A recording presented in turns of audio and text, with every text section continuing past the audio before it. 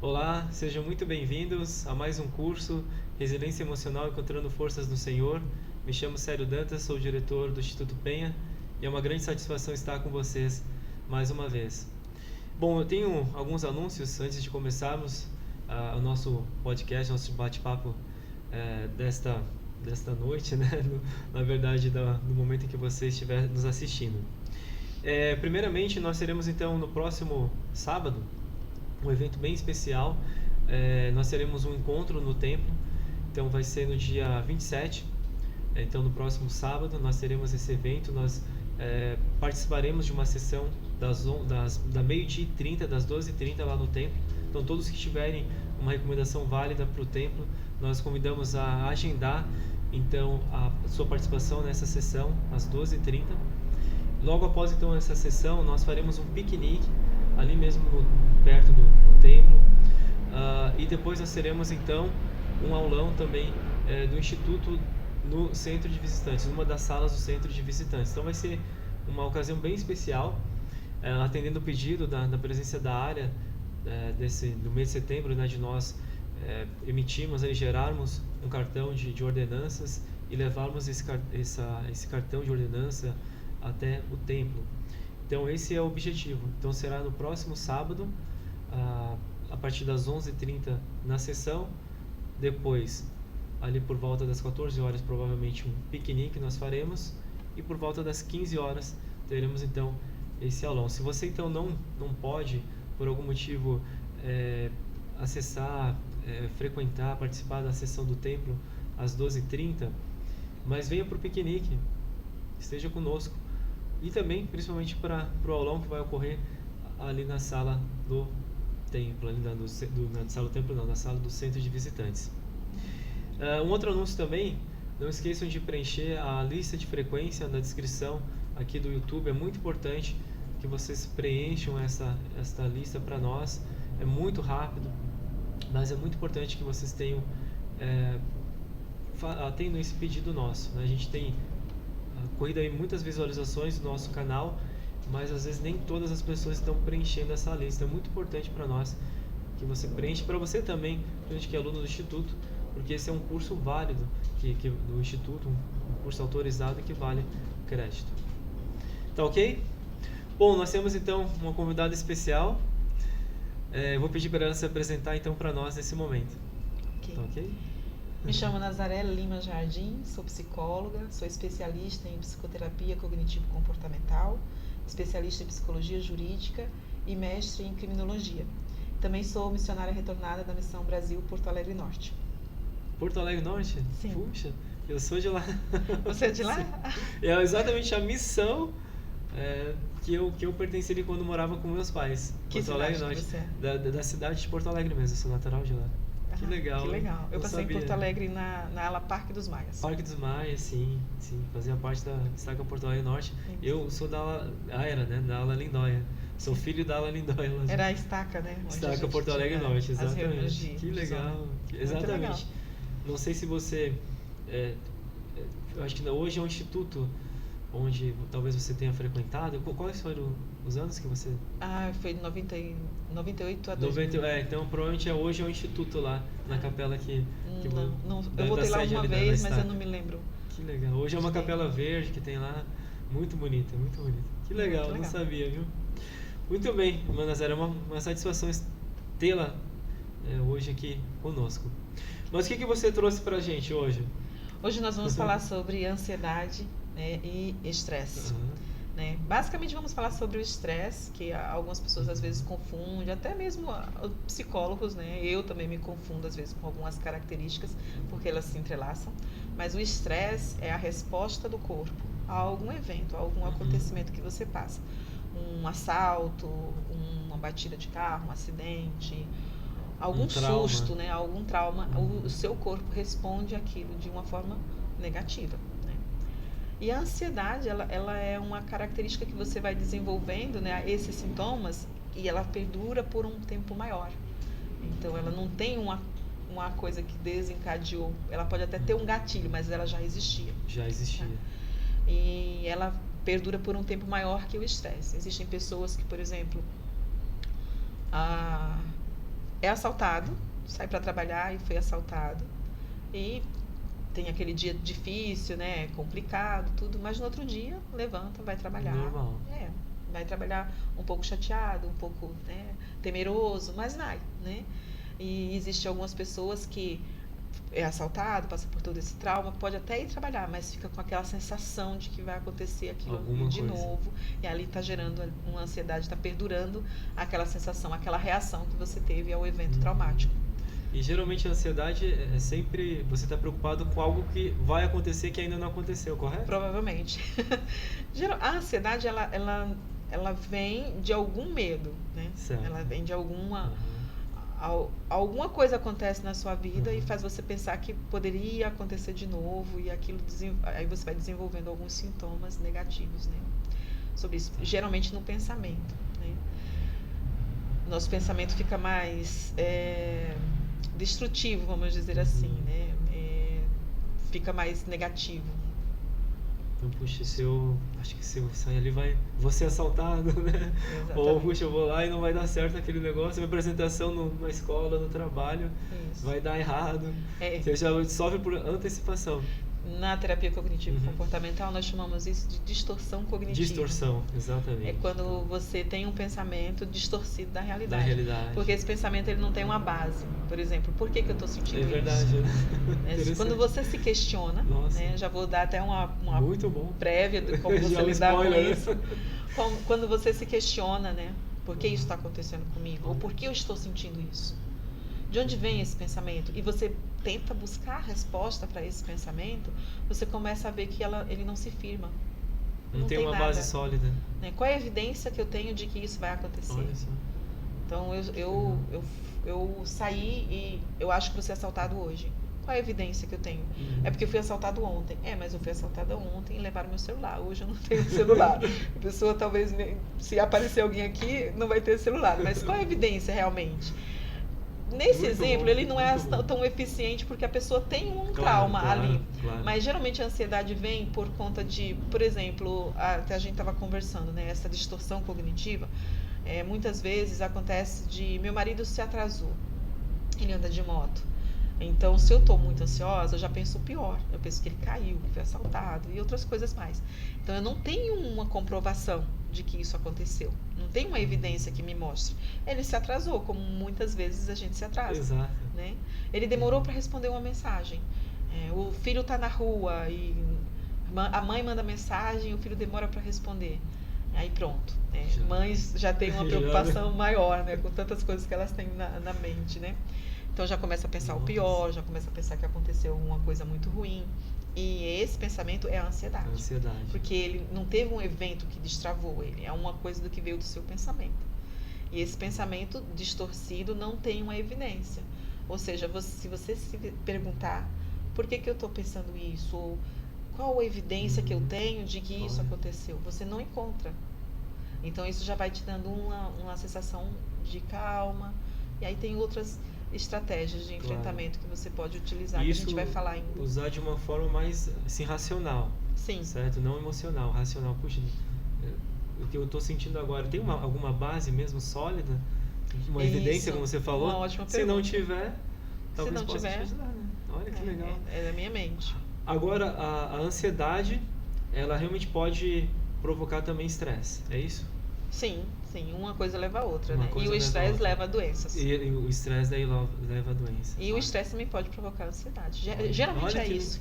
O estresse produz ansiedade. Tudo interligado. Por isso que é difícil, então, definir de fato ali o que é ansiedade, o que é estresse. Principalmente porque os sintomas são muito parecidos, né? Mas o estresse é isso, é uma resposta que você tem de uma situação que você vive, né? Tem um filósofo, eu não vou lembrar o nome dele, mas ele determinou um termo para isso, que é luta ou fuga. Luta ou fuga. O corpo se prepara para lutar ou para correr, para fugir. É verdade. Né? E geralmente isso acontece quando o corpo recebe uma descarga de adrenalina e aí ele tem essa resposta de lutar ou correr. Já ouviu reportagens que as pessoas falam que um pai ou um avô lutou com uma jiboia, levantou um carro que estava... Sim, exato. Teve um caso, né, até nos Estados Unidos, que uma mulher de 50 quilos, eu tava trocando o pneu do carro, coisa assim, o filho foi lá para baixo Sim. e ela levantou. Isso, exatamente. É uma descarga de adrenalina que o corpo adrenalina. recebe e aí a pessoa tem uma super força, Uhum. né? Agora imagina você receber essa descarga de adrenalina de luta ou fuga, só que não tem nada para você fazer. O seu corpo tem que administrar toda aquela descarga de adrenalina e isso vai produzindo doenças, entende? E uma coisa importante, né, que as pessoas precisam entender, que eu acho isso super importante. Quando o estresse aumenta, você tem um nível de estresse muito alto, você está por um período de tempo longo estressado, o seu corpo começa a produzir o hormônio ruim, que é o cortisol. Que é o hormônio que se produz quando você está estressado. E o cortisol diminui a imunidade. Quando ele diminui a imunidade, um dos primeiros sintomas é dor no estômago, dor de cabeça. Por isso que às vezes as pessoas falam assim, eu tive uma discussão com o fulano, fiquei até com dor de cabeça. É verdade. Ou eu tive um estresse tão grande que fiquei até com dor no estômago. No estômago. Né?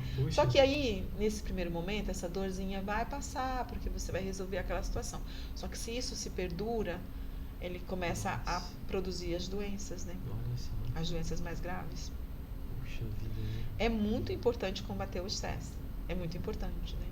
Eu estava comentando aqui que eu sou hipertensa, mas é uma condição genética. Minha mãe é hipertensa, minha avó é hipertensa. Eu sou hipertensa desde os 27 anos de idade. E recentemente eu tive uma complicação na minha pressão. Ela não baixava de jeito nenhum. Porque eu estava muito estressada com a entrega da minha dissertação. Eu não conseguia relaxar minha mente com medo do que ia ser, como que ia ser. E aí eu percebi que o meu corpo não estava respondendo à medicação. Puxa, mesmo medicada? Mesmo medicada, meu corpo não estava respondendo. Né? E aí eu fui no médico pensando, vamos trocar um medicamento. No início não tinha me apercebido, né, de que poderia ser o estresse. Porque o estresse ele é muito silencioso. Olha só. Eu estava preocupada, Puxa. Eu estava tensa, mas eu achava que aquilo era tudo meio normal, porque afinal de contas era um evento importante para minha vida. Só que silenciosamente ele estava me adoecendo. Né? Então eu fui ao médico, o médico falou assim, olha, você precisa, na verdade, tomar um calmante. Porque o calmante vai ajudar você. Exatamente. E aí, ok, né? Vamos lá. Puxa. Eu lembro muito do discurso do Elder Holland, que ele fala, né, que depois de tudo que você puder fazer, a medicina, o remédio é uma ferramenta. Com certeza. E eu aceito de bom grado. Claro que sim. Eu acho que isso é uma forma da gente trabalhar para que isso não perdure na nossa vida. Né? Claro. Tem algumas pessoas que são resistentes, né? A medicação, não é? Sim. É que há uma série de informações contraditórias sobre a medicação, né? Que vai viciar, que a pessoa não vai estar ciente do que ela está fazendo. Mas hoje em dia as medicações não são como era antigamente. Antigamente a gente tinha medicações bem difíceis, né? De serem manipuladas pelo corpo. Mas hoje em dia não é mais assim. As medicações são bem tranquilas, não tem tantos efeitos colaterais. E vai te ajudar. Vai ajudar você a passar por aquele momento que é importante. Claro, com certeza. Não precisa também ficar sofrendo. Sim. Não é? Se tem a medicina também para ajudar, no meu ponto de vista, é claro, né? Sei que cada um tem seu ponto de vista, mas eu acredito que você não precisa ficar sofrendo. Se tem uma solução assim. Uma ferramenta para não é uma solução, não. Uma ferramenta naquele momento para te ajudar. Sim. Né? Muito bem. Bom, acho que a gente já definiu aqui o que é estresse. E não sei se você gostaria de falar mais um pouco sobre a definição. Tá tranquilo.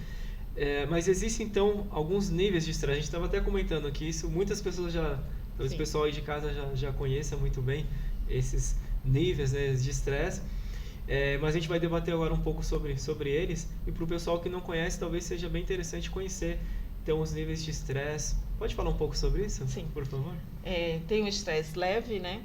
Que é o estresse necessário para o nosso corpo. Que é aquele estresse que você está andando na rua e você vai atravessar e você olha para o farol e você, agora eu posso atravessar, se está no verde, não, eu posso atravessar, se está no vermelho, não posso.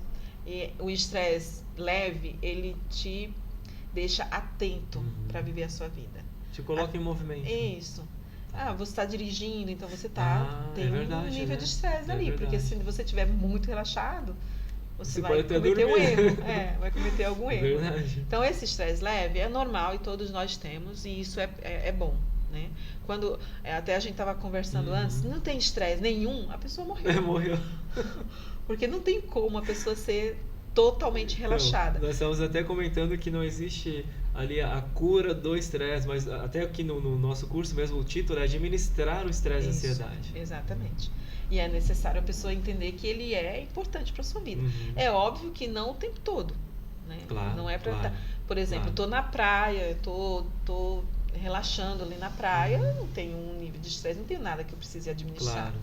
Claro. É mais em algumas situações, quando você está andando na rua sozinha à noite, né? Você tem que ter um nível de estresse para ter atenção, para ver como estão as coisas. Olha como ele é também necessário. Ele é feito para ser uma resposta do nosso corpo, né?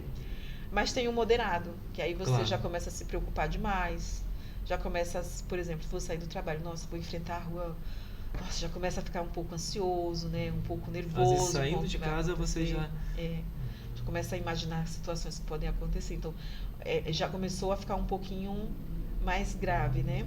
E tem um moderado quase grave, né? Que é uma atenção maior que você tem que ter. Porque neste ponto começa as dores de cabeça, começa as dores de estômago, né? A pessoa começa a sentir dificuldade de dormir, né? Com dificuldade de manter relacionamentos, com medo de entrar em situações novas, se isola. Muitas vezes isso é mais comum. Quando a pessoa tem medo, né, de viver certas situações que nem aconteceram, elas estão imaginando que vai ser daquele jeito, elas se isolam, se inibe de começar projetos, né? Esse já está indo para o grave. Quando chega no grave, é um ponto de muito cuidado, né? Que é o ponto que aconteceu comigo, né? Eu estava no moderado quase grave, porque o seu corpo começa a ter algumas respostas de doença maior, como um AVC. Né? Às vezes a pessoa tem um estresse tão grave que pode ter ataques cardíacos. No estresse grave, o cortisol já destruiu todas as barreiras do seu corpo. E aí você está no nível de doença, de adoecimento mesmo. Então, é por isso que o leve está ok. Quando passa para o moderado, vamos cuidar aqui. Ali. Vamos cuidar aqui. Foi o que aconteceu comigo. Vamos cuidar para não ir. É interessante que o manual da igreja, desse curso, fala sobre uma cor que é a cor. O primeiro verde, que a gente comentou, né? E esse já é amarelo. Ou seja, já tem que ficar atento. E tem o laranja, que tá ali entre o moderado e o grave. Que é o que você falou. E depois vem vermelho. Aí tipo, vermelho. Já. Sinal vermelho mesmo. Que interessante. Né? Mas a gente pode trabalhar para não chegar nesse ponto. Não chegar aí, né? E essa seria a minha pergunta, né? O que fazer então para se você se encontra nesses níveis aí, se você está no nível bom, pelo que nós entendemos no verde, que é o nível, esqueci agora, você falou o nomenclatura, leve. Não precisa fazer muita coisa, certo? Não, ele é necessário. Ele é necessário. Ele é importante para você se locomover ali na sua vida. Tá. Então você está bem normal. Isso. Tá? Transitar nos ambientes que você precisa com atenção. Agora no amarelo.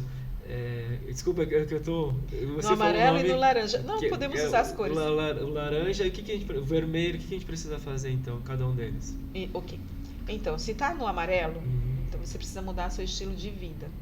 Né? Você precisa entender. Primeira coisa que eu sempre falo com as pessoas, uma das ferramentas maiores que você pode ter para enfrentar qualquer dificuldade emocional é o autoconhecimento. Autoconhecimento. Que seria entender por que eu estou sentindo isso. Por que isso está vindo para mim? Né? Foi o que aconteceu comigo. Eu percebi que a minha pressão estava descompensando. Eu fui ao médico. Olha, você está num nível de estresse muito alto. Então, você precisa se acalmar. E aí, eu usei minhas estratégias de enfrentamento que eu passo para os meus pacientes. Vou passar aqui algumas também. Legal. E isso foi me ajudando, né? Então, eu preciso ter um autoconhecimento de saber. Como eu falei antes, é silencioso. Né? Por isso que o autoconhecimento ajuda. E como que eu posso desenvolver o autoconhecimento? Muitas vezes a gente está tão preocupado de viver a nossa vida concentrando no outro que a gente esquece de olhar para dentro. E é importante olhar para dentro. Saber o que eu estou sentindo, por que eu estou sentindo, por que isso me fez mal. Esses dias, por exemplo, eu estava conversando com uma pessoa e ela me relatou situações corriqueiras da vida. Aquelas situações estavam fazendo muito mal para ela. São situações que se outra pessoa poderia viver aquela situação e não ia sentir nada. Não tem problema. Ia ficar no nível verde ali, né? Eu perguntei, por que isso está te afetando? Eram situações chatas, né? Claro. Mas por que está te afetando? E isso tem a ver com o teu histórico de vida, seus conteúdos de vida. Então, pode ser que algo me estresse profundamente e a você não estressa. Então, por isso que é importante o autoconhecimento. Exatamente. Porque nem tudo que te provoca estresse vai me provocar estresse. Exatamente. Por isso que a vida não é uma receita de bolo. Não é. Ver o influencer lá falando, olha, eu fiz isso, fiquei rico. E fiquei bom, fiquei rico. E, às vezes não funciona para você. Por isso que é importante você entender o que é importante para mim, o que funciona para mim e onde que eu me adequo. Porque às vezes você vê uma pessoa fazendo, eu estava no nível de estresse muito alto, eu fui fazer CrossFit. E isso me ajudou muito. Eu melhorei muito, aquilo me ajudou. Aí você pensa, mas eu não gosto de CrossFit. E agora? Né? O que eu gosto? Eu gosto de dançar. Então, é isso que você tem que fazer. Então, precisa voltar para você. Muito importante. Precisa voltar para você. Por que está me afetando e o que eu gosto de fazer que vai me ajudar a desestressar. Isso no leve. No leve você pode procurar. No leve não, no moderado. Né? Que é no amarelo. No amarelo. Você pode procurar. Você pode procurar alguma coisa ali que você gosta para fazer, para diminuir essa preocupação, essa ansiedade que você está sentindo. Feito isso, ok. Você vai percebendo ao longo dos seus dias se isso está funcionando. Se estiver funcionando, perfeito. Né? Continue. Se não está funcionando, partiu para o amarelo, então preciso fazer algumas outras coisas. No amarelo não, no laranja, né? Eu preciso fazer outras coisas. Eu costumo pensar que se partiu para o laranja é melhor procurar ajuda. É melhor procurar ajuda. Essa ajuda pode ser de um líder, né? Pode ser de um bom amigo, dos pais, dos filhos. Procura conversar sobre o que está acontecendo com o cônjuge. Procura conversar sobre o que está acontecendo. Conversei, fui muito bem acolhida, eu consegui resolver. Ótimo. Não, eu conversei, mesmo assim eu continuo com alguma coisa aqui que não me ajuda a melhorar e está sempre aumentando. Então, você procura ajuda profissional. Porque a ajuda profissional vem depois de tudo que a gente puder fazer. Né? Então, a gente procura ajuda profissional. Em alguns casos, se for reincidente o estresse, eu oriento procurar ajuda profissional logo de cara. Porque, às vezes, tem algumas pessoas que resistem também a procurar ajuda profissional. Psicólogo não é pra mim. Eu já escutei muito essa frase. Sim. Eu acho que você já deve ter ouvido também. Muito. Psicólogo não é pra mim, psiquiatra não é pra mim. E qual o problema de ser pra você?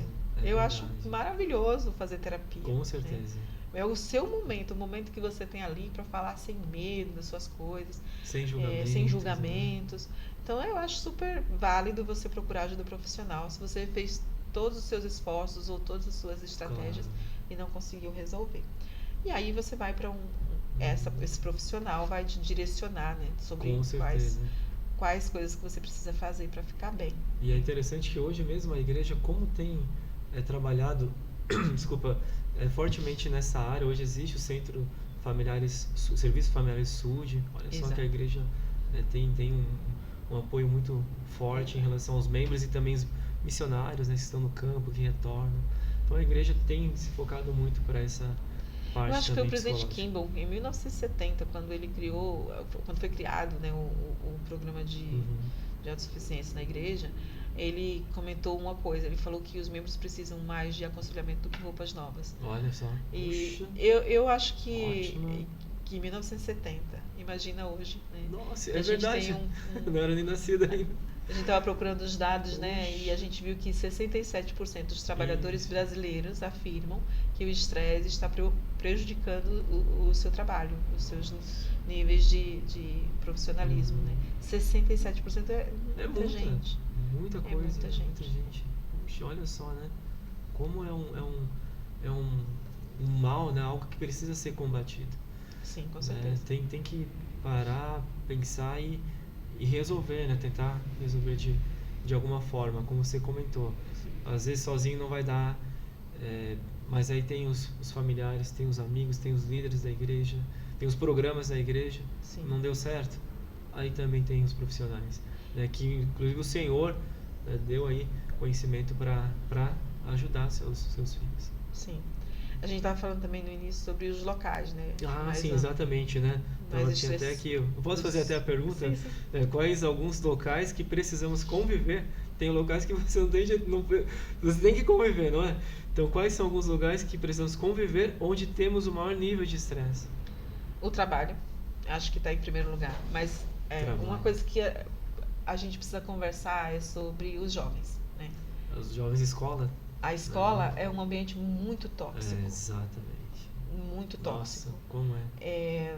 Recentemente eu assisti uma série chamada Adolescência. Acho que algumas pessoas já devem ter assistido essa série. Ela ficou famosinha aí por algumas situações, né? E essa série, uma das coisas que mais me chamou a atenção, além do desfecho mesmo, né? Uma das coisas que mais me chamou a atenção nessa série era o ambiente escolar. Como era nocivo aquele ambiente. Nossa. Como transforma as pessoas, né?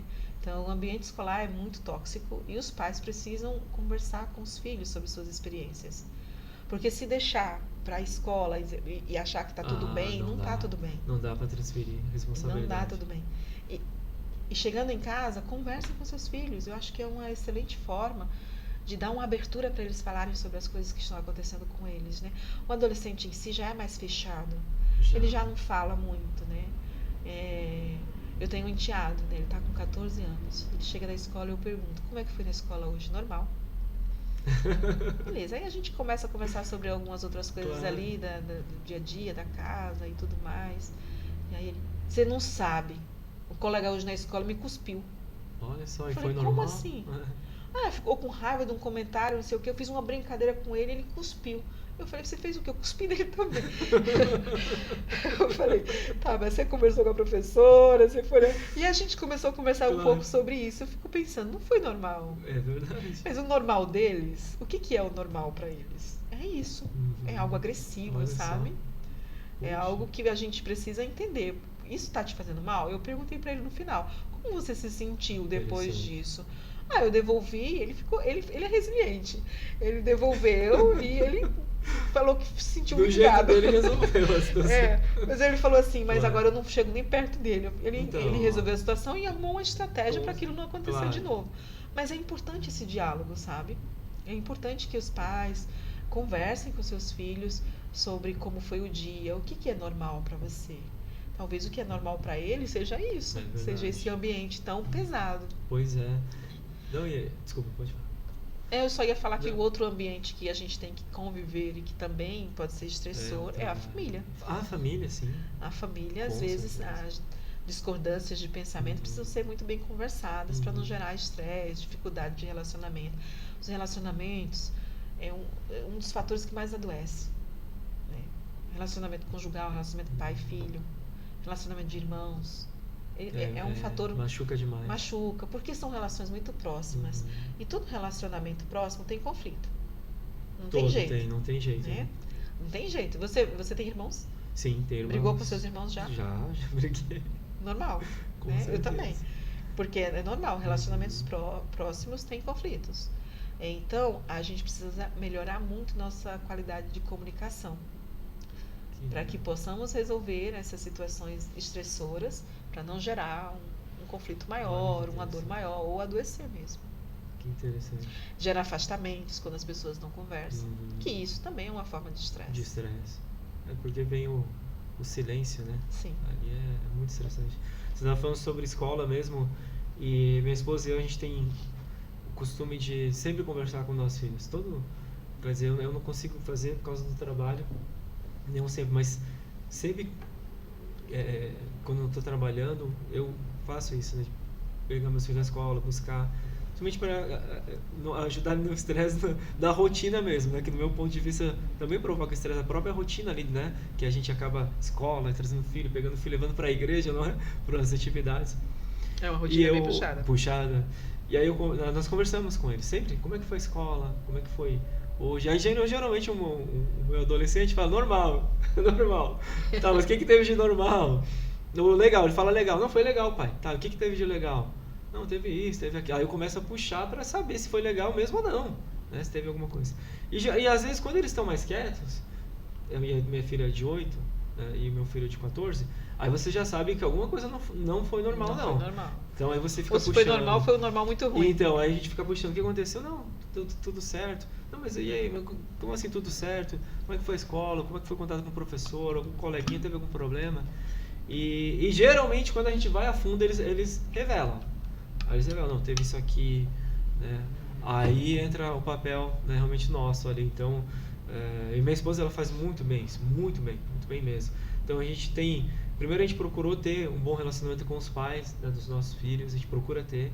Tem alguns pais que realmente fazem questão de não ter nenhum contato, né? Mas a maioria faz. Então se for alguma coisa assim que fugiu muito, né, na questão, por exemplo, nossa filha, ela estava sendo apelidada, né, de um apelido que ela não gostou. Sim. E tava fazendo mal para ela. E aí, realmente, nós falamos com a escola não conseguiu resolver. E aí nós falamos diretamente com os pais, né? E os pais falaram, não, a gente vai tentar resolver essa situação. Conversou com o menino e resolveu. Então, eu só estou falando uma experiência que, na Sim. verdade, e a nossa filha começou a ter um comportamento. Ela chega sorridente, né, falante, e ela começou a chegar alguns dias. Não foi no primeiro dia que a gente conseguiu, que ela revelou para nós.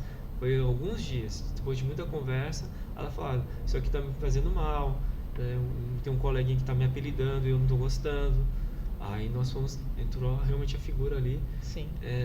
Nossa, como pais, e no meu ponto de vista isso é muito importante, né, conversar com os filhos e se eles tiverem algum desafio, procurar resolver da melhor maneira possível. E a gente tem procurado fazer isso como pais, né? A gente erra muito como pais, mas essa questão assim de ouvir os filhos e poder ali ajudar de alguma forma, isso tem feito uma diferença em relação ao local que você falou, que é estressante, não tem jeito, mas que não tem como fugir. E essa abordagem nossa tem ajudado bastante. É o contrapeso. Exato. Né? E a gente precisa desse contrapeso. Precisa, para não é todas as situações estressantes. Com certeza. Porque, como a aula fala, administrar o estresse. E a forma de administrar é ter... Olha, eu passo por um momento estressante na minha escola, mas eu chego em casa, eu sou acolhida com amor, eu me comunico.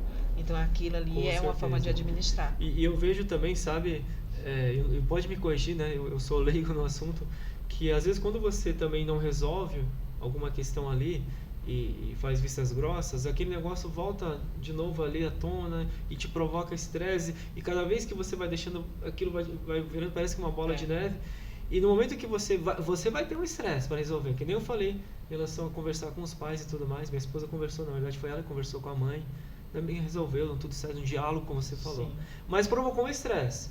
Provocou um estresse na gente. Mas depois que foi resolvido, passou o estresse, passou a ansiedade, não é verdade? Foi um estresse necessário. Não foi, né? Então eu vejo que às vezes não tem jeito. Às vezes, em vez de você fugir ali do desafio, você vai ter um estresse para enfrentar. Tem que ter, acho que, muito coragem para fazer aquilo, mas vai passar, né? Pelo menos esse tipo de estresse passou. Vai vir outro lá, talvez no futuro, mas se você não deixar, vai acumulando, eu acho, não é? E me corrija se eu estiver errado. Não, está ótimo. Não é? E aí aquilo vai provocar, e vai chegar um ponto que você vai estourar. E essa experiência sua me fez lembrar uma coisa que eu queria falar e já estava me esquecendo. Claro. Que é sobre a resiliência. Resiliência, isso. Porque como você e a sua esposa não se pouparam, vocês se estressaram para resolver. Nos estressamos. Vocês aprenderam uma habilidade. Se acontecer de novo, o estresse vai ser menor. Porque vocês já passaram por isso antes. Então vocês sabem, não, isso já foi aconteceu. A primeira vez mesmo. Eu vou lá, vou falar de novo, vou conversar com aquela pessoa. Então o estresse já está meio que equilibrado ali, porque você já passou por isso e transformou, né? Claro. Uma força em vocês. É verdade. Às vezes, quando a gente se poupa, por exemplo, essa situação é muito estressante, eu não vou fazer isso. Você não evolui. É verdade. E aquilo se acumula na sua vida. Não, porque vem mais situações. Outra coisa que eu queria comentar é sobre a questão da idade, né? Os jovens, quando eles passam, eles não têm uma estrutura ainda formada para experienciar o estresse e elaborar muito bem. Eles não têm. O manual, antigamente a gente tinha o Para o Vigor da Juventude, né? E lá tinha uma parte que falava sobre namoro, que muita gente não aceitava, porque namorar aos 16, aquela coisa toda. Eu estava lendo e estudando um pouco sobre isso e eu percebi que assim os psicólogos que montaram, porque esses manuais tem muita participação de psicólogos. Demais. Tem um estudo que mostra que antes dos 16 anos os jovens eles não têm habilidades ainda, não têm uma estrutura para enfrentar emoções como inveja, ciúmes, apego, desapego, que são coisas do namoro. Nossa. Então, quando eles começam a ter essas experiências antes de estarem prontos, eles não administram muito bem. Algum trauma vai surgir dali. Olha que interessante. Entendeu? Então, além de inspiração, te protege. há também a sabedoria e, quer dizer, uma comprovação psicológica Sim. de que isso prejudica. Agora, trazendo isso para o estresse, se eles não têm essa estrutura, né, para experienciar emoções como ciúmes, inveja, que são coisas que acontecem ali no dia a dia, como que vão experienciar isso na escola e sair ilesos? É verdade. Né? Porque na escola tem tudo isso. O jovem sente a necessidade de participar de um grupo, de fazer parte de algo, entendeu?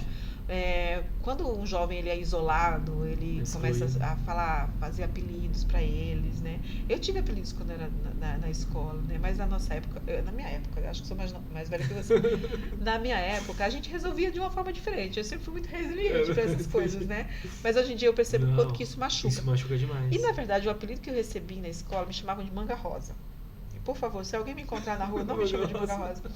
Mas hoje em dia eu não ligo também tanto. Só que esse apelido ele me deixou uma marca. É mesmo? É que eu tinha umas sardas, né? E era bem vermelhinha. Então as pessoas me chamavam de Manga Rosa. Eu ficava com muita raiva porque eu realmente parecia uma Manga Rosa. Isso me deixava muito chateada. Eu resolvia, eu tinha minha forma de resolver ali aquela situação. Mas deixava uma mágoa, sabe? Porque no meu sentimento, eu acho que é o sentimento que os jovens têm, são meus amigos, eu queria me sentir fazendo parte. Quando eles me dão um apelido, eles me excluem. Exatamente. Porque você é uma coisa meio que abaixo daquilo que está ali, entendeu?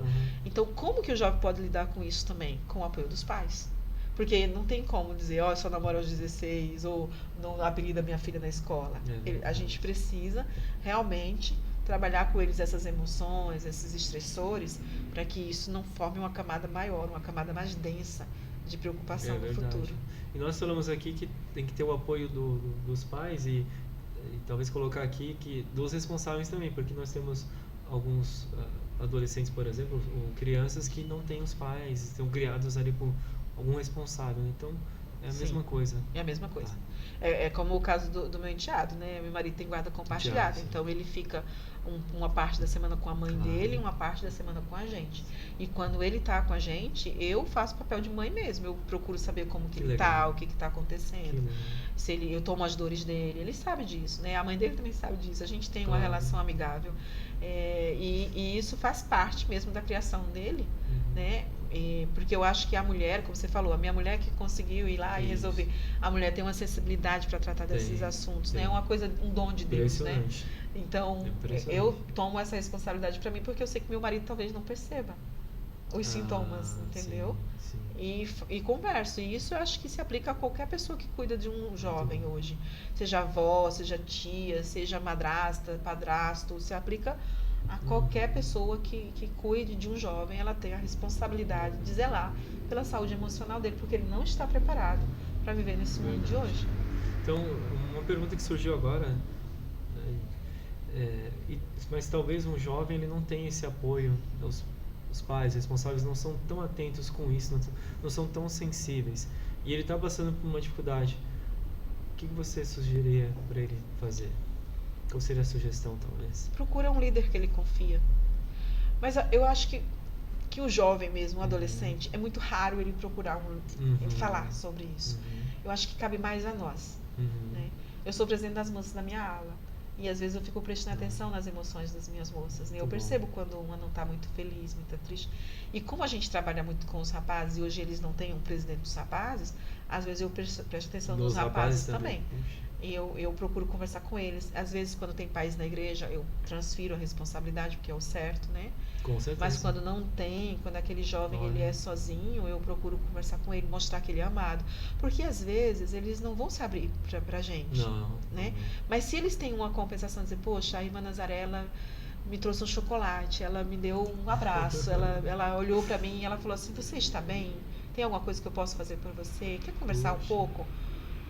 Faço isso constantemente. E eu acho que nós, como líderes, temos esse papel. Eu acho que no Manual dos Profetas, né, do Brigham Young, tem uma aula que ele fala que somos responsáveis por todas as pessoas. Por exemplo, se você é presidente da Sociedade de Socorro, você é responsável por todas as mulheres daquela região, membros ou não membros. Interessante. Né? Exatamente. E aí tem uma parte que ele fala assim, vocês também são responsáveis por matricular as crianças nas escolas. Olha só. Então, por exemplo, o que ele quis dizer? Que se os pais não têm essa condição, Nossa, nós somos olha que responsáveis interessante. por matricular as crianças. Uhum. Somos responsáveis pelos outros, não somos como Caim, né? Pois Não é, sei, né? não Por sei, sou acaso eu guardador sou do eu meu irmão? guardador, sou eu que Não, eu não sou a babá somos. do meu irmão, né? Pelo contrário, Nós somos somos, cuidadores sim. uns dos outros, né? Nossa, Temos que ter esse olhar. é verdade. Esse olhar de perceber, poxa, parece que aquela pessoa não está bem, né? Uhum. Principalmente os jovens, mas eu acho que a gente pode estender isso para todos os irmãos e irmãs. Com certeza, com certeza. É interessante que no podcast passado nós falamos sobre serviço ao próximo com o casal Barroca. E foi muito interessante que você escolheu falar sobre esse tema porque casou muito. Porque tem tudo a ver com isso. Lá fala muito sobre a importância de nós servirmos ao próximo. E até nós aprendemos que quando fazemos isso, Doutrina e Convenções, seção 4.4 fala, né, que a gente faz reserva e traz salvação para a nossa própria alma. Exato. Então, sempre quando você está servindo ao próximo, na verdade, está fazendo um bem para você mesmo. Revertendo para você. Revertendo para nós. Então, tu nunca você vai se arrepender de fazer o bem. Nunca. Né, de servir ao próximo. A gente estava conversando um pouco antes, né? Que quando você se converte, você aprende um conceito. Isso. É impossível você passar por uma situação como essa sem ter um olhar de amor, né? O olhar do Salvador. É mesmo. É impossível. É verdade. Porque ele mesmo fala, quando fizeste a um desses meus pequeninos, a mim o fizeste. Então, a gente passa por uma situação como essa. E os pequeninos podem ser os grandinhos também. Então, né? com certeza. A gente passa por uma situação como essa e não faz nada. Puxa. Eu lembro que teve uma vez que eu não estava muito feliz, né? Mas não tinha a ver nada, era preocupação. Eu estava preocupada, né? E eu cheguei em casa e eu recebi uma mensagem do meu irmão, falou assim: eu te vi hoje, mas eu não consegui ir até você porque eu estava atrasada para minha aula. Mas eu percebi que você não estava sorrindo como sempre. Olha. Tem alguma coisa que eu posso fazer por você além das orações que eu já fiz? Eu falei, caramba. Puxa. Sabe, é isso. Às vezes a pessoa não Nossa. precisa ir lá e te fazer um bolinho, levar. Não precisa. Uma mensagem hoje em dia faz uma diferença. Eu percebi. E aí eu me senti na obrigação de deixar a irmã tranquila, né? Porque não era nada tão grave. Mas eu me senti tão amada, tão cuidada, né? É uma coisa, um gesto de carinho tão bonito, né? E a gente se sente tão bem quando isso acontece, né? Talvez você vai falar sobre essa questão mais adiante. Mas eu estava lendo um manual sobre essa parte, nós estamos falando sobre administrar o estresse e a ansiedade, e lá fala sobre que uma das maneiras de também nós enfrentarmos ou aliviar o estresse é servindo mesmo a outras pessoas. Sim. Eu achei muito legal e ali até falou, o manual ensina que a gente tem que tomar como exemplo o Salvador Jesus Cristo. Mesmo quando você está sofrendo, você servir as pessoas de alguma forma. E aí deu o exemplo de Cristo, que ali na cruz, mesmo sofrendo, ele falou o quê? Senhor, perdoai-os porque eles não sabem o que fazem. Então, mesmo sofrendo naquele momento, o Senhor estava preocupado ali em servir o próximo. Puxa, é incrível mesmo, né? E aí o manual fala sobre isso, que realmente ajuda você também a aliviar um pouco do... Tem uma pesquisa feita pela uma universidade da Inglaterra que fala sobre resiliência, que fala que a resiliência é como um músculo.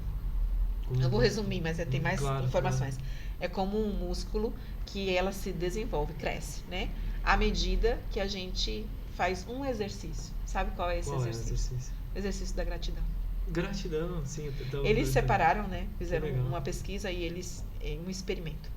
Eles separaram 2 grupos. Um grupo, eles deram para essa pessoa falar sobre o trauma. Fala sobre isso que te aconteceu. Essas pessoas foram falar sobre aquilo, né? Aconteceu isso comigo, foi muito ruim, Elas falaram sobre o trauma. O outro grupo não era para falar sobre o trauma. Era para escrever cartas de gratidão por tudo que aprenderam ou que absorveram daquilo que aconteceu com elas. E este grupo melhorou 80% mais rápido do que esse. Nossa, olha, que interessante. Muito interessante, né? E aí eles têm algumas explicações, né? Que a resiliência, ela aumenta quando a gente tem gratidão. E se a gente tem gratidão, se a gente exerce a gratidão, a gente vai o quê? Servir o próximo. É mesmo. Né? Com certeza. É um ciclo bom. Muito bom. O manual fala sobre...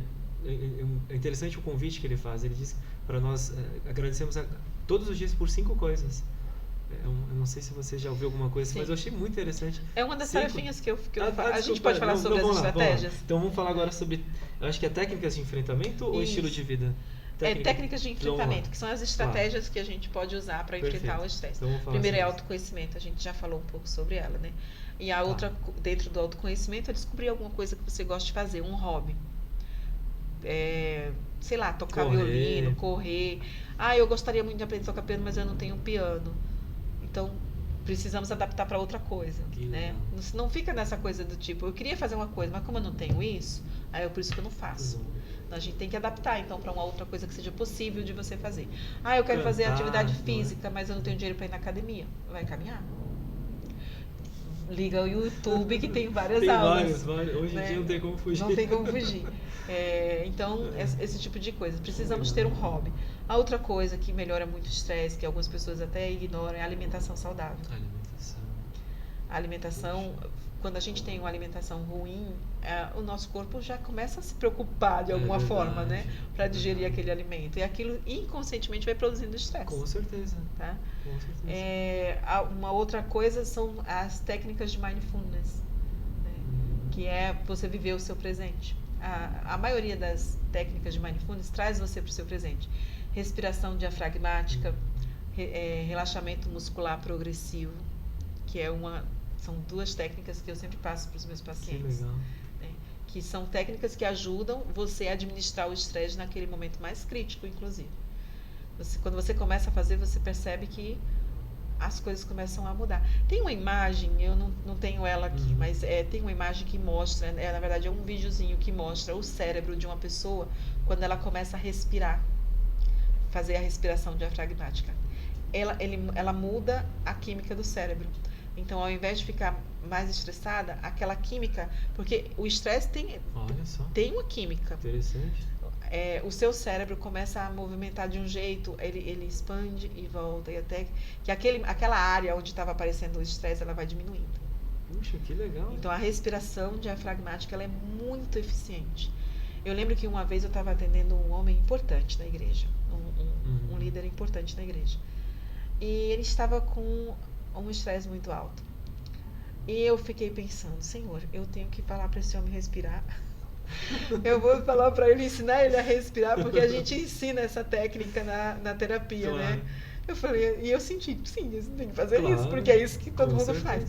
E eu falei, olha, existe uma técnica de respiração que eu queria fazer com o irmão aqui e tal, e fiz a técnica da respiração diafragmática e pedi para ele exercer aquilo. Na outra semana, ele veio com uma gratidão imensa, ele falou assim, nossa, eu fiz a semana inteira. Eu melhorei 100%. Ele terminou a terapia dele com 1 mês e 15 dias. Sério? Sim, porque ele melhorou. Era um estresse razoavelmente tratável, de uma forma rápida. Mas foi bem interessante isso, porque eu fiquei com um pouquinho de receio de ensiná-lo a respirar, mas fiz a técnica com ele, assim como faço com os outros pacientes, e foi super eficiente. Então, eu super recomendo essa técnica. Eu posso, inclusive, enviar para vocês deixarem... Eu pedi exatamente agora. Eu vou enviar tanto a respiração diafragmática quanto o relaxamento muscular progressivo. Que legal. Que são técnicas muito eficientes no combate da ansiedade e do estresse. No exato momento ali que você comentou. Sim. Agora você falou do estilo de vida, né, que é a próxima. Eu acredito que esse talvez seja mais importante. Que entra, né, todas essas técnicas, mas muda algumas coisas que você estava acostumado. Né? Que aí é onde reside a sabedoria. Porque se uma coisa está te fazendo mal e você pensou daquela forma a vida inteira, algumas pessoas às vezes têm dificuldade de mudar. Entendeu? Poxa, mas eu fiz isso a minha vida inteira. Nunca me fez mal. Por que é isso que está me fazendo mal? Chegou no cume, né? Não tem mais como. Então, aquilo está te fazendo mal. Então, mudar o estilo de vida é essencial. Como eu já falei, a alimentação, a atividade física e o sono. E dentro do sono tem uma parte que é muito importante. Quando a gente usa o celular, muitas vezes durante o dia, a gente vai acumulando níveis de estresse. Por quê? Se for para redes sociais ou para qualquer outra, geralmente é rede social, né? A gente vai vendo coisas que funcionaram na vida de outras pessoas, tudo editado, tudo com filtro. E a gente começa a fazer comparações. E a gente começa a fazer cobranças também. Nossa, por que eu não fiz isso? Por que eu não fiz aquilo? Por que eu não consigo isso? Por que eu não...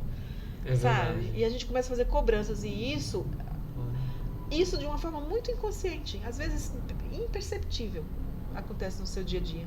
E você chega no final do dia com um dia cansativo. E aí você chega no final do dia e você continua mexendo no celular. O feed, né, das redes sociais, ele é feito de modo infinito. Ou seja, nunca acaba as coisas interessantes de aparecer. Segundos que acabam virando ali minutos, horas, dias. Os vídeos curtos têm um efeito muito nocivo no nosso cérebro e no nosso inconsciente. Totalmente nocivo. Por quê? Eles produzem muita ansiedade. Vou dar um exemplo. Você aprende a fazer uma receita em 30 segundos. Na prática, você leva quanto tempo para executar? Nossa, não sei, 1 hora, 2 horas? Depende, né? Depende do que você for fazer. Então isso já deixa a pessoa ansiosa. Poxa, parecia que era tão fácil. Não é que parecia que era fácil, está editado. Né? É verdade. Então os vídeos curtos também tem esse lance, mas também tem outro lance. Você assiste uma média de uns 50 vídeos curtos em 5 minutos. Vários. E isso que acontece com o seu cérebro. Ele fica processando aquele monte de informação. Porque por mais que você nem lembre, o seu cérebro está processando aquela informação. Com certeza. E isso cansa você. Isso te estressa. É verdade. Entendeu? Agora imagina fazer isso antes de dormir. Nossa. Como é que você dorme? Você acumulou toda aquela informação aqui no cérebro. Você aí dorme. Fica ali trabalhando, né? A pessoa até dorme, porque ela está exausta. Então ela capota. Mas acorda também exausta porque o cérebro vai ficar ali trabalhando com aquelas informações, armazenando. Então, para você mudar esse estilo de vida do sono, você tem que mudar a forma como você usa o celular. E aí algumas pessoas resistem mais. Claro. Mas o ideal mesmo é que você desligue o celular 2 horas antes de ir para cama. 2 horas. Olha. É um estudo feito por alguns pesquisadores, mostram que 2 horas antes. Porque aquela luz azul que ela emana e a gente não enxerga visivelmente, ela tira a melatonina, ela diminui a sua melatonina. Entendeu? Então você precisa estar longe dela para começar a produzir. Só a tela ali do computador. Computador também, computador também. O do celular já combate ali a melanina. O Kindle, que é aquele leitor, né, um tabletzinho de leitura, ele emana uma luz menor. Ele é menos nocivo. Ainda é nocivo, mas ele é menos nocivo. Ele não te deixa tão cansado, entendeu? Então o Kindle é um pouco, talvez, se alguém tiver essa dúvida, ele pode continuar lendo. O melhor mesmo é você então ler um livro. Ler um livro. Olha, são coisas que você pode fazer e que ajudam a melhorar o estresse e que às vezes você nem se dá conta de que você pode fazer isso. Tomar um banho relaxante. Às vezes a gente toma um banho com tanta pressa. Nossa, o banho... Toma um banho relaxante, cantando uma música. Depois, cuida do seu corpo. Esse é um gesto de amor por você. Cuida do seu corpo, colocar faz uma massagem em você mesmo, faz um hidratante. Né? Vai diminuindo a luz do quarto. Não liga o celular, deixa ele no cantinho. Pega um livro. Eu duvido que você consiga ler 10 minutos do livro. Você vai dormir. Só que você vai dormir descansada. E isso ajuda muito no estresse. Esse é o estilo de vida saudável. Ele não é fácil. Porque a gente vive numa época que o celular. Teve não vou falar o nome aqui, né? Mas é até engraçado, bem conhecido aí na internet. Ele falou algo bem engraçado. Ele falou que hoje o celular, até o nosso chefe tá ali, às vezes deitado conosco, né, na cama, porque você tá ali, eu vou receber uma mensagem, já te estressa ali, né? Às vezes você pegou o celular para fazer alguma coisa, mas recebeu uma mensagem no WhatsApp, puxa, já. Exatamente. Então, um dos protocolos da higiene do sono é não resolver problemas depois das 21 horas. Olha que interessante. Não tentar resolver problemas, porque na verdade você não vai conseguir resolver. Não vai conseguir. E ele vai ficar ali ruminando na sua mente. E talvez se você pelo menos abrir a mensagem, ou ver, pois tem que resolver isso, e aí você vai dormir com aquilo, o seu cérebro vai estar ali de alguma forma trabalhando com aquilo, né? Mesmo você dormindo, porque ele está armazenando, né? O cérebro não para. Puxa, olha a gente sabe que a gente nossa luta é com as potestades, né? Então, o inimigo sabe, já que a gente está num podcast da igreja, a gente pode falar os aspectos religiosos, né? Certeza. O inimigo sabe aquilo que nos estressa. E às vezes vai influenciar pessoas, grupos, a enviar aquilo ali. Então, ele já está aqui com muita experiência, né? Veio aqui para essa terra muito mais tempo do que nós. Exatamente. Um outro também, a gente estava até falando antes de gravar o podcast, de um outro terapeuta, ele não é mais, né, hoje em dia, mas foi, ele também deu uma dica bem legal. Ele falou que nosso cérebro funciona como se fosse um computador, uma máquina. Sim. Então ele falou, você tem que, né, você liga de manhã, né, acorda ali, toma um banho, toma um de jejum reforçado e tal, vai trabalhar. Mas ele falou, depois também você tem que desligar.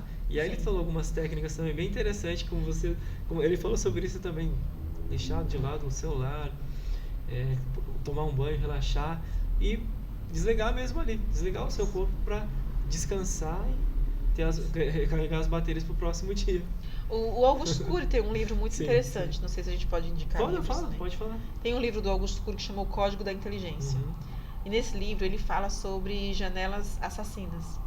E aí ele fala exatamente isso que esse outro terapeuta falou, né? Que a gente é como um computador e a gente vai abrindo janelas durante o nosso dia. Olha, interessante. E aí a gente tem que aprender a fechá-las, porque quando a gente deixa uma janela de preocupação aberta, ela é uma janela assassina, ela vai matando ali a nossa calma, a nossa paz.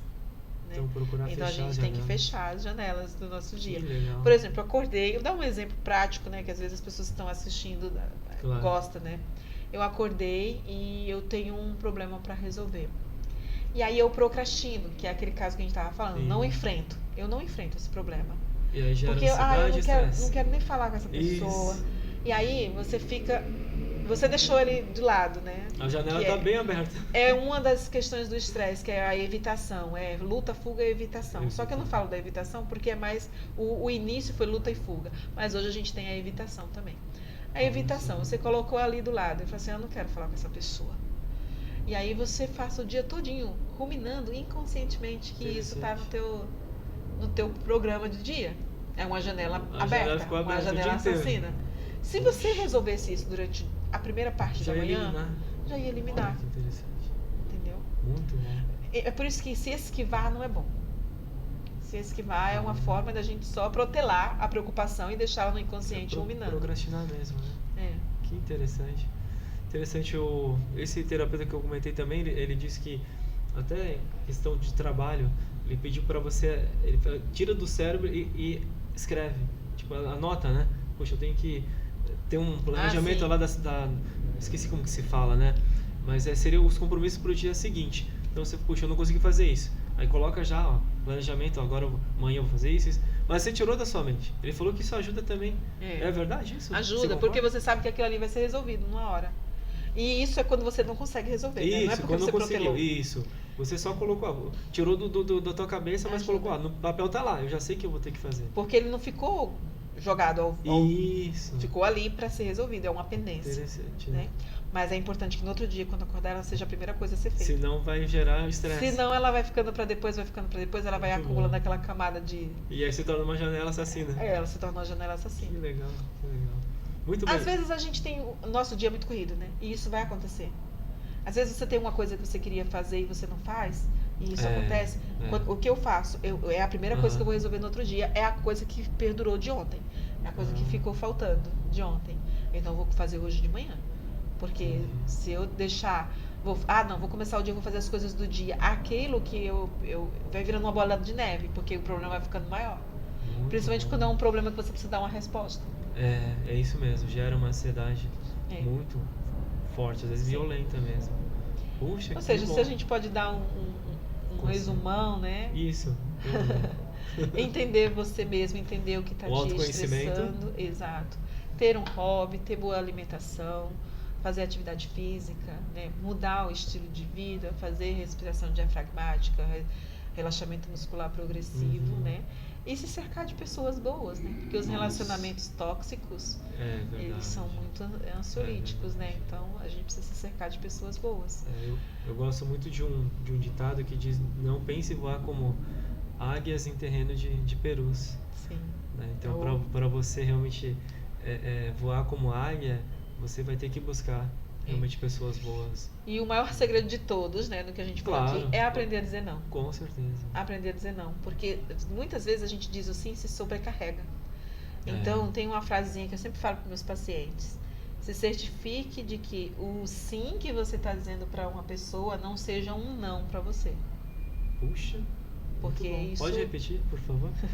Se certifique de que o sim que você está dizendo para o outro não seja um não para você mesmo. Você tem que anotar essa frase, viu? É. Merece até um cartaz ali com a citação da doutora Nazaré Neves. Porque é importante que você diga sim para você. Você é quem vem em primeiro lugar. E o mandamento é claro: amar ao próximo como a ti mesmo. Ou seja, você tem que se amar. Você tem que se amar para poder amar o próximo. Com certeza. Porque quando você não se ama e você só serve, é só serviço. É um serviço sem amor. Porque o amor vem de você. Né? Você precisa se amar primeiro para poder transmitir esse amor para outras pessoas. Muito bom. E eu vi também uma vez um psicólogo falando que você tem que cuidar de você mesmo, porque é a pessoa que você vai levar sempre consigo em qualquer lugar. Exato. Eu sou de Porto Alegre, como te falei, é minha cidade natal, mas hoje eu estou aqui em São Paulo. Sim. Mas meus pais, né, minha mãe já é falecida, mas meu pai está lá, meus irmãos estão lá. Mas eu levei a mim mesmo, eu só tenho um parente, não tenho nenhum parente aqui, né? Eu sou só aqui em São Paulo. Mas eu trouxe eu comigo mesmo, né? Consigo mesmo. E então, você vai se acompanhar pelo resto da sua vida. Em todo quanto é lugar, né? Claro, né? Nossos filhos, nossos cônjuges, mas realmente quem fica mesmo, assim, eu digo aqui na Terra, né? Somos nós. Então precisamos sim nos amar e cuidar, né, de nós mesmos. Não estou falando aqui sobre não servir ao próximo, não. A gente está falando sobre... E quanto mais, acredito, né, você ter esse autocuidado, esse amor também por si mesmo, vai te ajudar a servir ainda melhor na igreja. Servir ao próximo. Exatamente. A gente deu o exemplo de Cristo, né, e pode parecer uma contradição, porque Cristo fazia mesmo quando estava doendo. Mas não era um não para ele. Não era um não para ele, fazia parte da missão dele, servir e amar. Claro. Era um sim para ele também. O único momento que era um não para ele foi no templo e ele disse não. Quando ele chegou no templo e viu os mercadores, ele soube dizer não. Com certeza. Na hora que precisava, ele soube dizer não. É verdade. Não, várias foi vezes, bem enérgico no não dele. Quando ensinava as escrituras, quando combatia, né, os fariseus, ele sempre com muita firmeza realmente ensinava ali a doutrina, querendo... Quem gostasse ou não, ele ensinava. Aquilo afligia ele demais, então ele foi lá e disse corajoso. Não. E aquilo que nos aflige, a gente tem que aprender a dizer não. Descartar, seja para quem for. Descartar, exatamente. Verdade, né? Ou seja, tem algumas coisas que às vezes você tem que desconstruir para construir. Exatamente. E às vezes construir é muito difícil, né? É por isso que é importante o autoconhecimento. Porque se a gente não tem um bom autoconhecimento, a gente vai seguir a cartilha de outra pessoa. Aí você vai o que serve para aquela pessoa, às vezes, não serve para mim. Interessante, né? É mesmo. A expiação, por si só, não é uma receita de bolo. Não serve igual para todo mundo. Ela vai servir para você de acordo com o plano que foi traçado para você. Certeza. O Senhor vai te cobrar aquilo que Ele preparou para você. O Salvador te salvou dos seus pecados, não foi dos pecados do outro. Então, a nossa vida, ela precisa seguir esse mesmo padrão, né? Eu não posso seguir a mesma fórmula que outra pessoa segue. O que é bom para ela pode não ser bom para mim. Então, para isso, eu preciso me entender, olhar para dentro e perceber quem eu sou, o que eu gosto, o que eu não gosto, por que eu faço isso, por que eu faço determinada coisa. Por isso que não dá para se comparar com os outros. Não. A comparação, ela não vai te levar a lugar nenhum. Cada um de nós tem uma forma de... Olha, eu até falei isso no podcast com o Lucas Guerreiro, vou repetir agora. Eu penso que a comparação, ela é até um pecado. Nazaré, não estou dizendo que... Calma, gente. Não estou julgando ninguém. Mas eu penso que para mim ela é um pecado. Porque, veja bem, a gente tem que ter os olhos fitos na glória de Deus, certo? E o que é a glória de Deus? Qual é a glória de Deus? Proporcionar imortalidade e vida eterna a todos os homens. Então, se eu tenho os olhos fitos na glória de Deus e o Senhor usou um método para salvar o meu irmão, que é esse irmão ter sucesso, ter progresso, eu não posso achar que aquilo devia acontecer comigo, porque aquilo está acontecendo com ele, porque é a forma de salvar ele. A minha forma de me salvar é outra. E se eu olhar para a minha vida, eu vou ver que, poxa, o Senhor está me dando muita coisa. Aí onde vem a gratidão, de novo, né? Poxa, eu estou recebendo muita coisa. Eu não estou recebendo igual o irmão Dantas. Ele tem uma vida diferente, porque é a fórmula para salvar a vida dele. É isso que tem que acontecer com ele. Mas para a minha vida, isso que está acontecendo são duas coisas. Ou são frutos do que eu fiz na minha vida, eu estou colhendo, com certeza. E são bênçãos do Senhor. Com certeza. Então eu tenho que pegar a minha responsabilidade, tipo, isso aconteceu comigo porque eu fiz aquilo. E pegar também as minhas bênçãos e aceitá-las. E aí eu vou ter os olhos fitos na glória de Deus. porque eu estou aceitando o caminho que ele deu para salvar a minha vida, para proporcionar imortalidade e vida eterna para a minha vida e para o meu irmão. Entende? Muito Por isso que a comparação, Puxa, ela não vai te levar a lugar verdade. nenhum. E isso todos os psicólogos são unânimes em falar, né? Que realmente é muito prejudicial. Sim. Talvez seja um dos descartes que a gente comentou também, né? Descartar ali na nossa vida. Com certeza. Muito bem, doutora Nazaré. Vinícius, não sei se você gostaria de fazer algum comentário? Não? Também não sei se você gostaria de passar algumas considerações finais ou só prestar o seu testemunho para encerrarmos? Posso prestar meu testemunho. Então, ok. Eu sei que esse evangelho ele salva por vários aspectos, mas principalmente e exclusivamente por Jesus Cristo. Porque ele pagou por esse preço, ele é o nosso Salvador. E ele que nos redime é o nosso advogado diante do Pai. Então, eu posso alcançar o autoconhecimento, me ajuda a alcançar o autoconhecimento quando eu entendo a missão de Jesus Cristo na minha vida. E entendendo o papel dele na minha vida, eu consigo entender o meu papel também dentro do plano dele. E isso é muito saudável e muito importante para mim. Eu sei que ele é real, que ele vive, que ele nos guia, né? Eu costumo falar que de todos os conhecimentos que eu tenho na minha vida, o maior e melhor conhecimento é de saber que ele é o Cristo. Porque é isso que mais importa para mim. Em qualquer situação que eu viver, este é o conhecimento que me salva, esse é o conhecimento que me guia. E eu presto isso em nome de Jesus Cristo. Amém. Amém. Muito obrigado, irmã e doutora também, Nazaré. Puxa, e passou muito rápido aqui, né? Nós estávamos comentando antes de fazer essa gravação que talvez ia ser rápido o podcast, mas não, quando entra mesmo ali em sintonia, acaba surgindo outros insights e foi muito bom tê-la aqui conosco. Muito obrigado por compartilhar a sua experiência de vida, tanto profissional quanto também espiritual, seu testemunho conosco. Puxa, muito obrigado, foi muito especial tê-la aqui conosco. Espero que volte mais vezes aqui. Obrigado pelo convite. Tá? Muito obrigado mesmo. Então, nós ficamos por aqui. Agradeço a participação de todos. Não esqueçam de preencher a lista de frequência, é muito importante que você faça isso. E nos vemos, então, no próximo episódio. Tchau, tchau.